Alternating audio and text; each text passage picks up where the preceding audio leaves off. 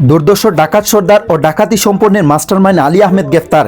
সিলেটের জকিগঞ্জ উপজেলায় পুলিশের সমন্বিত ও কৌশলিক অভিযানে গ্রেফতার হয়েছেন দুর্দর্শ আন্তঃজেলা ডাকাত সর্দার আলী আহমেদ। তিনি মৃত শফিকুর রহমান সাবু মিয়ার পুত্র। তার বাড়ি জকিগঞ্জ থানাধীন হারিকান্দি গ্রামে।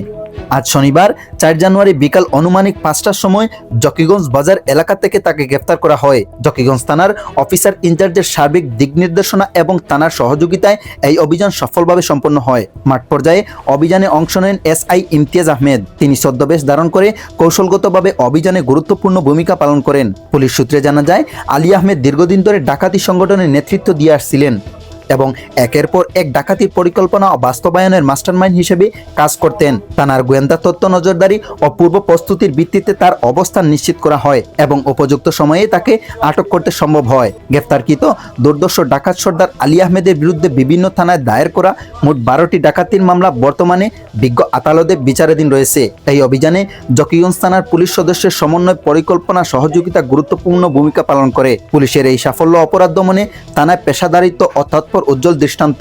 এ বিষয়ে জকিগঞ্জ থানার অফিসার ইনচার্জ বলেন, এটি কোনো একদিনের বা বিশেষ অভিযান নয়। অপরাধ দমনে আমাদের কার্যক্রম নিয়মিত চলমান। আইন শৃঙ্খলা রক্ষা করা আমাদের দায়িত্ব। জনগণের সহযোগিতা পেলে আমরা আরও কার্যকরভাবে কাজ করতে পারব। পুলিশের এই অভিযানে এলাকায় স্বস্তি ফিরে এসেছে। স্থানীয়রা আশা করছেন, ধারাবাহিক অভিযানের মাধ্যমে জকিগঞ্জে অপরাধ মুক্ত করতে পুলিশ আরও দৃঢ় ভূমিকা পালন করবে। পুলিশ জানিয়েছে, গ্রেফতারকৃত আসামির বিরুদ্ধে আইনানুগ ব্যবস্থা গ্রহণ প্রক্রিয়াধীন এবং তাকে দ্রুত বিজ্ঞ আদালতে সোপর্দ করা হবে। আপনারা জানেন যে জকিগঞ্জ একটি সীমান্তবর্তী এলাকা। এই শীতের সময় বিশেষ করে যখন ঘন কুয়াশা থাকে, তখন এই অঞ্চল, সিলেট অঞ্চলে বিভিন্ন জায়গায় চুরি ডাকাতি বৃদ্ধি পায়। সেই সাথে মাদক এবং অপরাধ প্রবণতা বৃদ্ধি পায়। আমরা পুলিশ সুপার সিলেট মহোদয়ের নেতৃত্বে টিম সিলেটের আমরা কাজ করে যাচ্ছি, প্রতিনিয়ত অভিযান করে যাচ্ছি।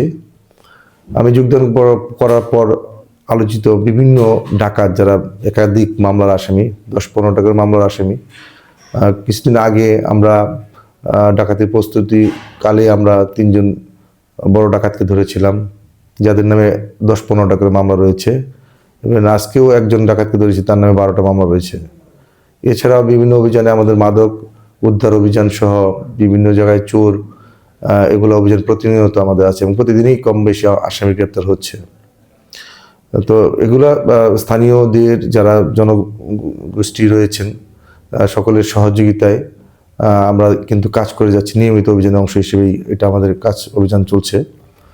পাশাপাশি আপনারা যারা মিডিয়া পার্সন যারা আছেন, যারা বিভিন্ন মিডিয়ায় কাজ করছেন, তারাও আমাদেরকে হেল্প করেন বিভিন্ন সময়।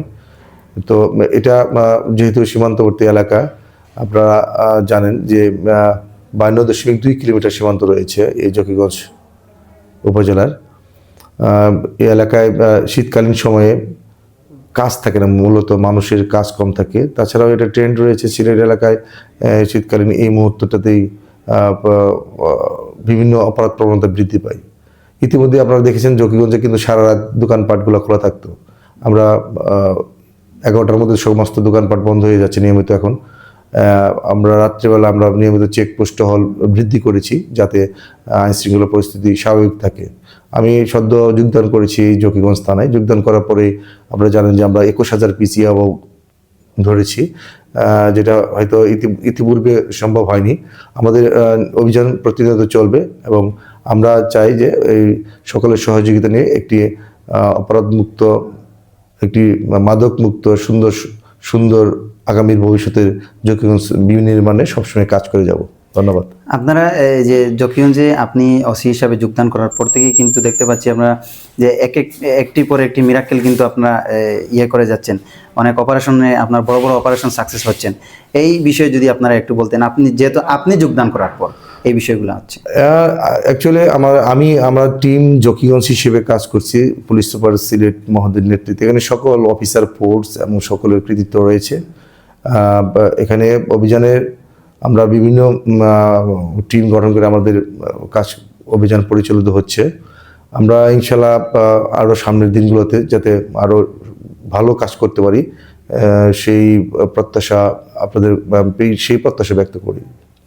আচ্ছা, এই যে আপনারা যে প্রতিনিয়ত ডাকাত এবং চোরের তারপরে মাদকের যে অভিযানগুলো রাখেন, আসলে আমরা জানি এইগুলাই কিন্তু যুব সমাজকে নষ্ট করে।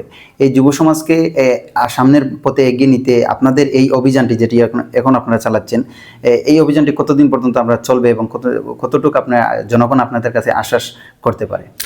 দেখুন, এই অভিযান তো দিন ক্ষণে বলা যাবে না, এটা চলমান প্রক্রিয়া। অভিযান সবসময় আমাদের থাকবে। এই অভিযান আমাদের নিয়মিত ডিউটির অংশ হিসেবেই এটা আমরা পরিচালিত করে যাচ্ছি।